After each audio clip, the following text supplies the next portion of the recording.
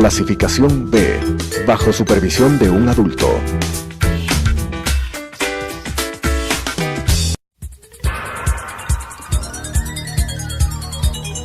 Las opiniones vertidas en este espacio por la producción y dirección del programa son de exclusiva responsabilidad de sus autores y de quienes intervienen en ellos.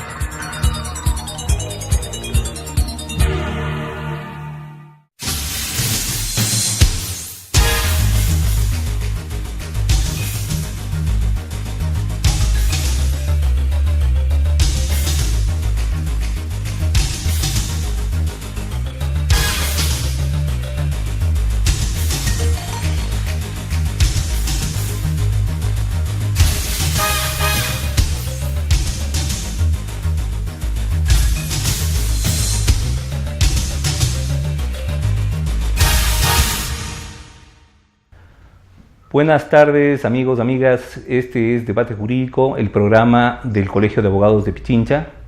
El día de hoy tenemos un invitado especialísimo, alguien a quien además yo no solamente aprecio, sino que admiro mucho, uno de los principales penalistas del mundo sin lugar a dudas y además uno de los más influyentes, alguien que de una manera o de otra ha influenciado en nuestro pensamiento penal hispanoamericano. El profesor, doctor, ¿cuántos honoris causa, Raúl? Unos 40. Eugenio Raúl Zaffaroni nos acompaña el día de hoy. Muchas gracias, Raúl, es un honor realmente tenerte con nosotros.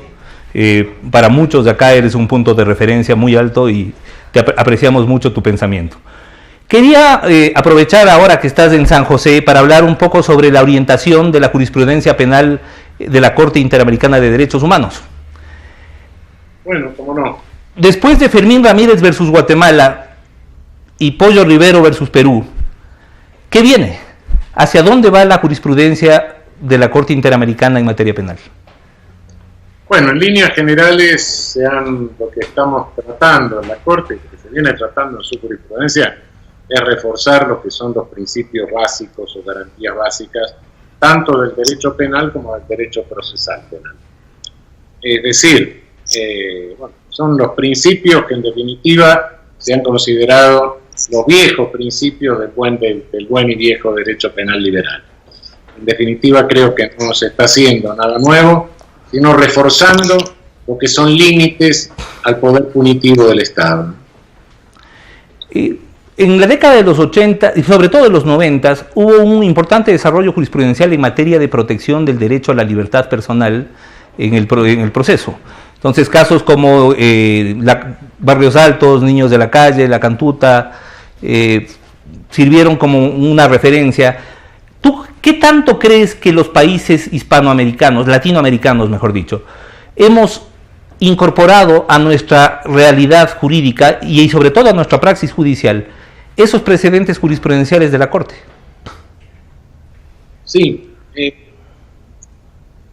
rigor de verdad, yo entiendo que la función que tiene la Corte Interamericana de Derechos Humanos en materia penal es evitar que se descarrilen las jurisprudencias de nuestra región en un momento difícil del mundo, en un momento en que hunde aquello que se llama una demagogia punitivista, digamos, fundamentalmente difundida por medios monopólicos que nos están proponiendo, pero esto es en el mundo, y la región, naturalmente, que también golpea, nos está proponiendo algo que es la antípoda de una utopía, es una distopía, diría.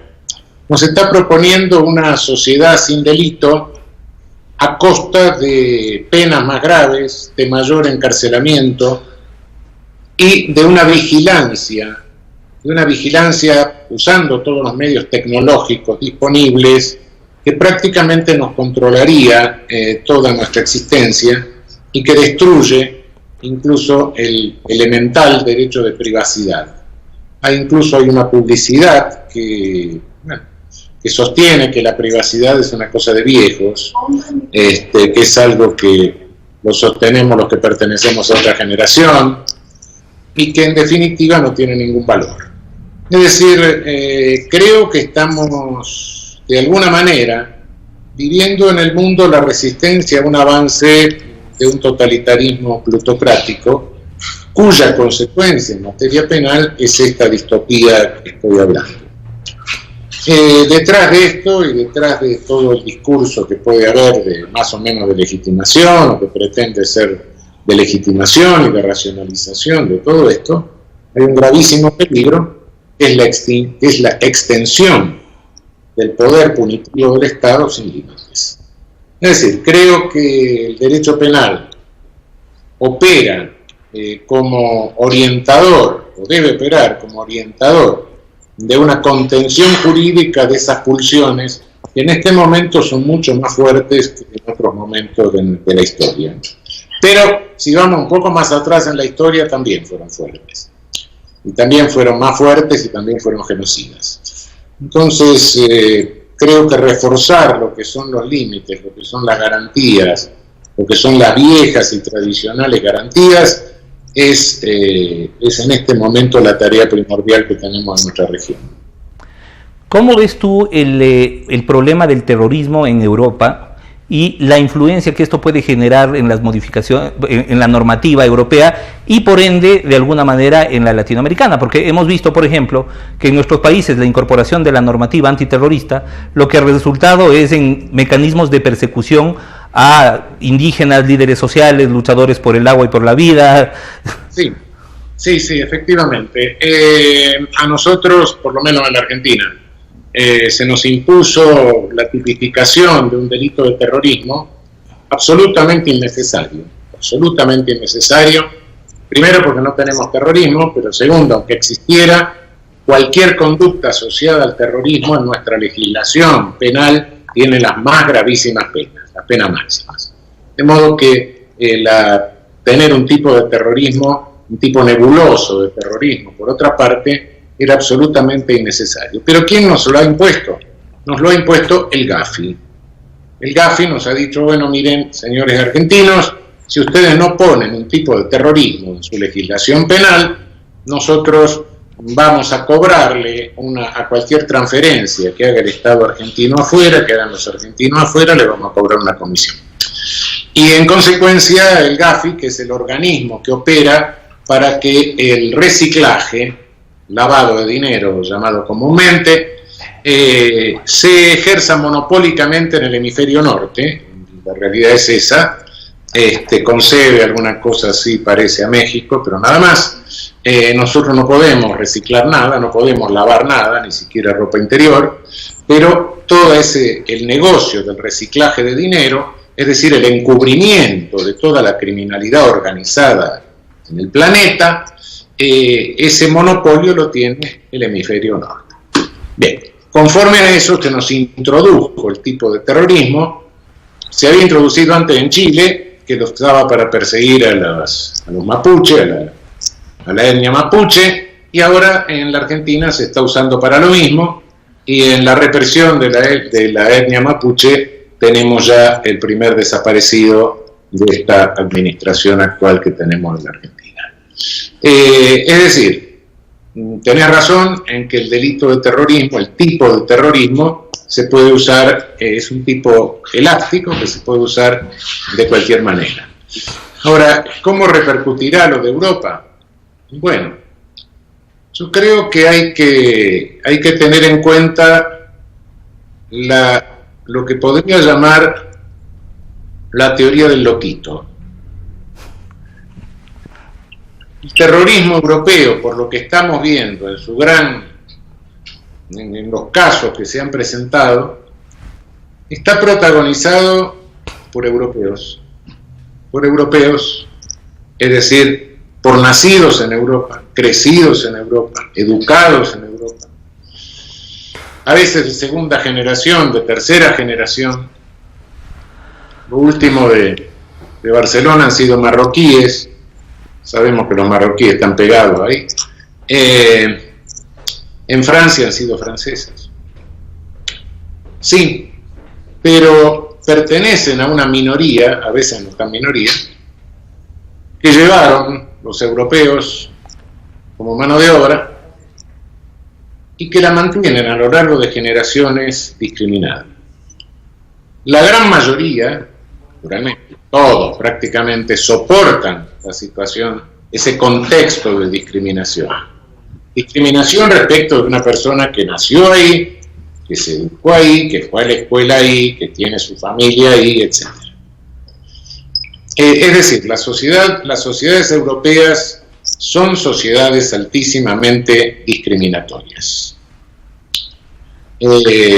Si lo quisiera decir algo, creo que no han perdido el viejo vicio de ser sociedades racistas, racismo que naturalmente vienen practicando desde todo el genocidio colonialista que han cometido a lo largo y a lo ancho del planeta.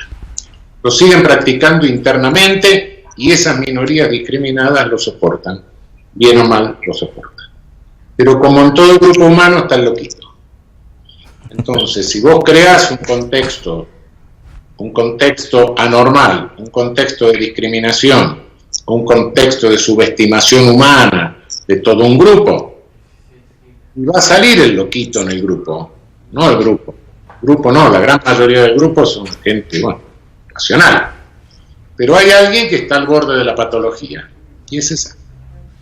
Por supuesto, el Estado Islámico se atribuye todo, ¿no? Porque le viene bien, ya que está. ¿Sí? Pero es la teoría del loquito. Europa creó el contexto para que emerja el loquito, ese es el problema.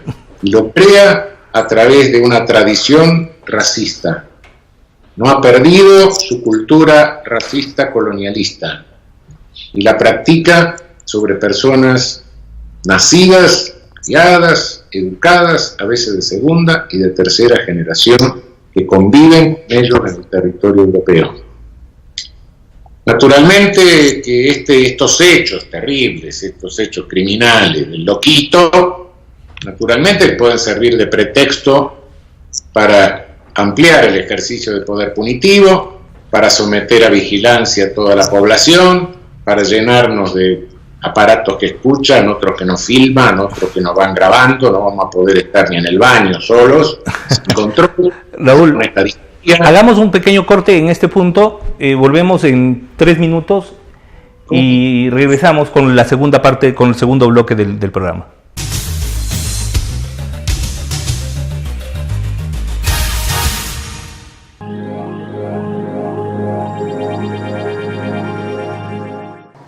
Adriana, cancélame todas las reuniones. No voy a ir a la oficina.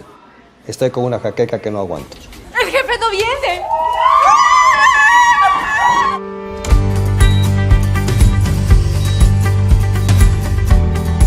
¿Estás seguro? Salió bien. Muy bien. Bueno. Cuanto antes vayas a Ecuasanitas, más rápido te curas. La empresa de medicina prepagada que cuida de ti. Ecuasanitas. Es bueno estar sano.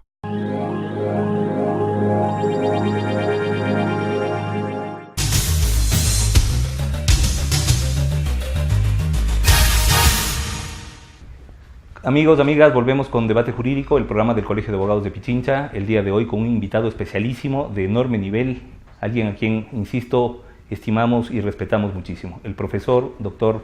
Eugenio Raúl Zaffaroni, sin lugar a dudas, el penalista de referencia en Latinoamérica, hoy por hoy. Raúl, ¿hacia dónde va el derecho penal? ¿Cómo le ves? Bueno, ¿qué entendemos por derecho penal? Si entendemos por derecho penal la ley penal, eso, yo creo que derecho penal es el saber jurídico penal, pero bueno, si nos referimos a la ley penal, desgraciadamente en el mundo, la ley penal, digo que la política legislativa en materia penal está marcada por los monopolios de medios masivos de comunicación, que por otra parte no es que representen a las corporaciones transnacionales, sino que son parte de las corporaciones transnacionales por su volumen, esos monopolios. En nuestra región lo vemos claramente, y esos son los que manejan esta demagogia punitivista que pretende, que hace del poder punitivo un ídolo. El poder punitivo puede resolver cualquier cosa. Resuelve la drogadicción, resuelve salvar el Amazonas, resuelve los conflictos económicos, resuelve las cuestiones de salud. Es decir, es Dios. Lo más cercano es un ídolo, es un falso Dios. Entonces esto crea esa sensación y cada día vamos teniendo legislación penal más complicada, se va descodificando la legislación penal.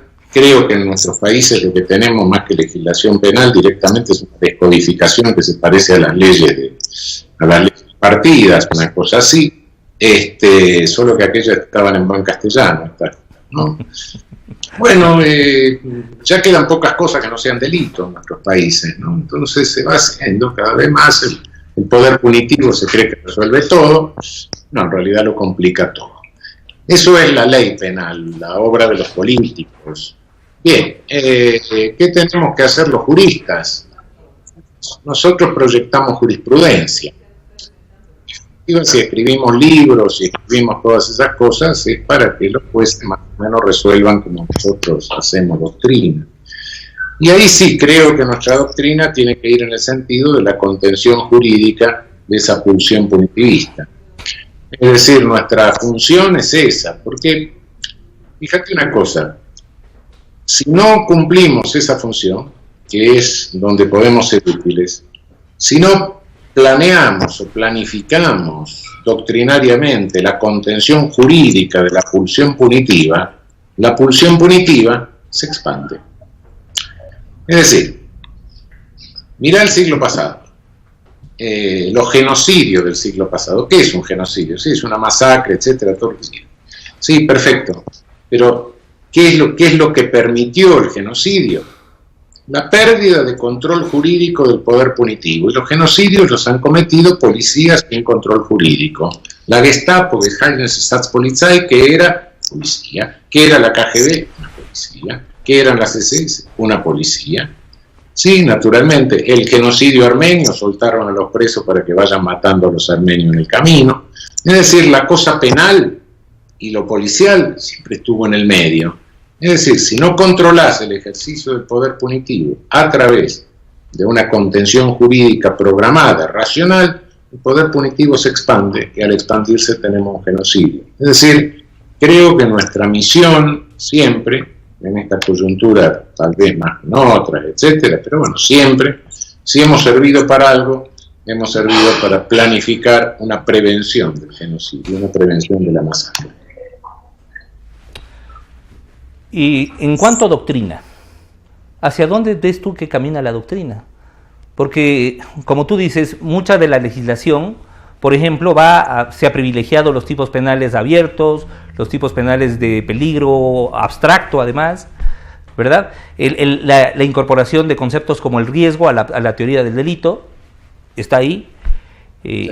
Bueno, ¿tú crees que eso camina? ¿Va a continuar increciendo esa tendencia?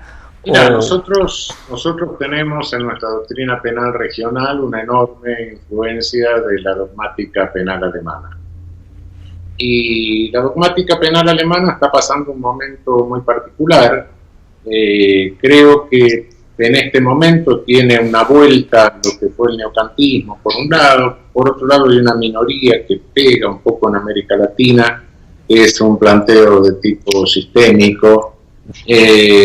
Pero la cuestión es la siguiente: ¿por qué nosotros tenemos esa dependencia de la dogmática alemana? ¿Qué es un brote de germanismo que tuvimos? No. Cuando naufragó, por fin, el desgraciado positivismo peligrosista que teníamos, que era una copia del racismo ideologista de Europa, en la Segunda Guerra Mundial, se naufragó el racismo, en consecuencia trajimos la dogmática alemana. Y creímos que la traíamos como si importáramos modelos de la Volkswagen, es decir, estábamos trayendo modelos que sucesivamente se iban superando técnicamente, o no nos dimos cuenta que cada modelo tenía una impronta política. Y efectivamente en Alemania fue así. Binding era el tiempo de Bismarck, von Lister el tiempo de Guillermo II, luego vino la República de Weimar y el neocantismo liberal, luego vino el neocantismo nazista con Metzger y la escuela de Kiel. Luego vino la época de Konrad Adenauer con Welsen, y te diría que la época de Klaus Roxin es la época de Willy Brandt, de la socialdemocracia.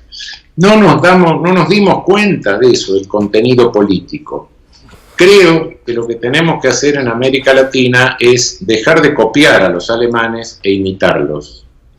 Tomar la metodología dogmática, porque de lo contrario caeríamos en un romanticismo irracionalista peligroso. Creo que el método dogmático sí, pero darle nuestro contenido político. Es decir, no copiar más, sino adoptar. Es como si necesitáramos hacer un puente, ¿no? Bueno, traigamos la mejor tecnología para fabricar el puente, pero ¿dónde tenemos que hacer el puente? ¿Para qué tiene que servir el puente? ¿Qué resistencia por ende tiene que tener? Etcétera. Es una cosa que la tenemos que poner nosotros.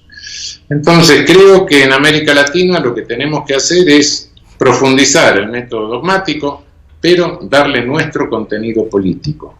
No hay discurso jurídico penal abstracto, no hay discurso jurídico penal apolítico, no hay discurso jurídico penal ideológico. No lo hay. No lo hay porque todo discurso jurídico penal está demasiado cerca del poder. Y en consecuencia cada sistema político requiere una dogmática y un planteo propio. Necesariamente, es una cuestión de que está en la naturaleza de las cosas.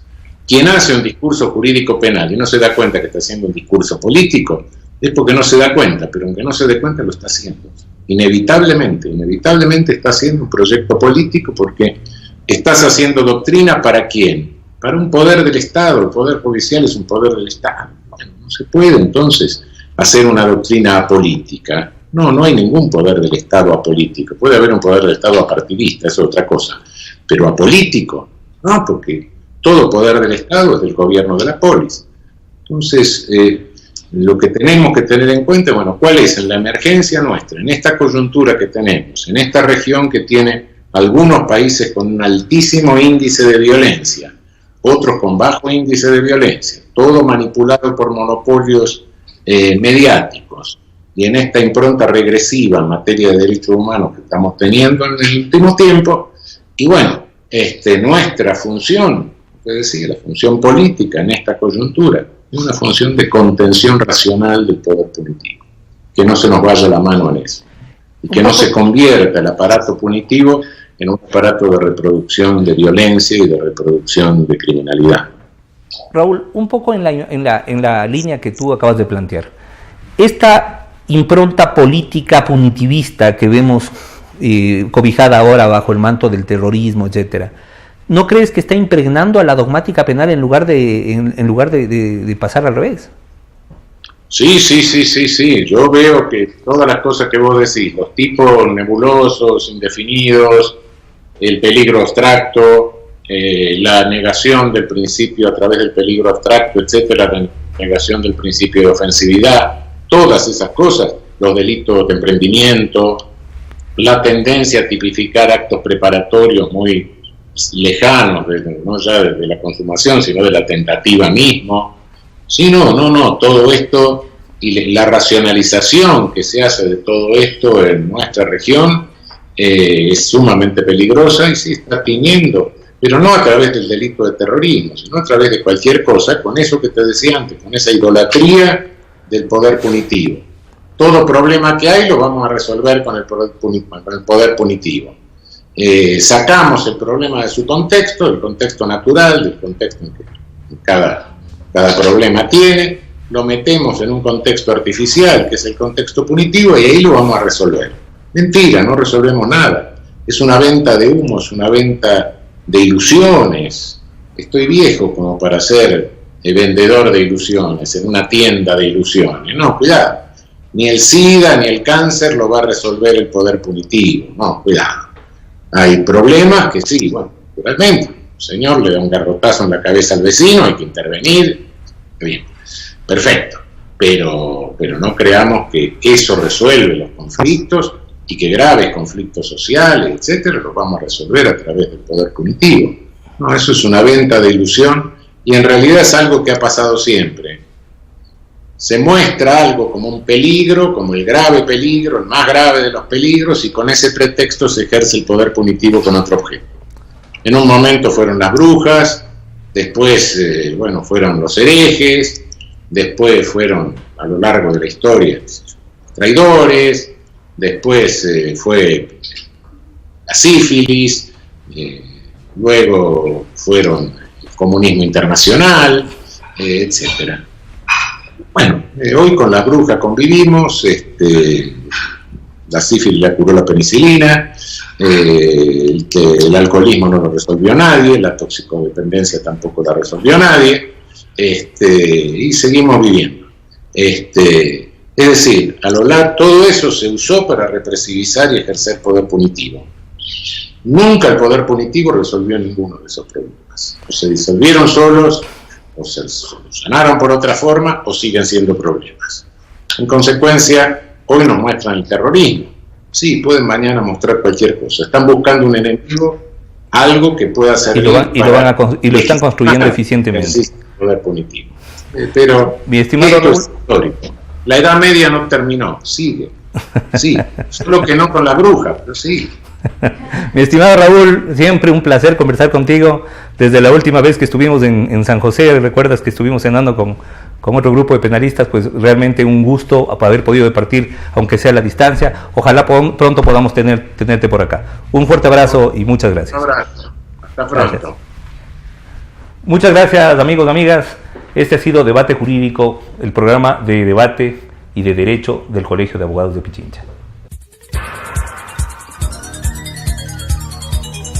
Las opiniones vertidas en este espacio por la producción y dirección del programa son de exclusiva responsabilidad de sus autores y de quienes intervienen en ellos.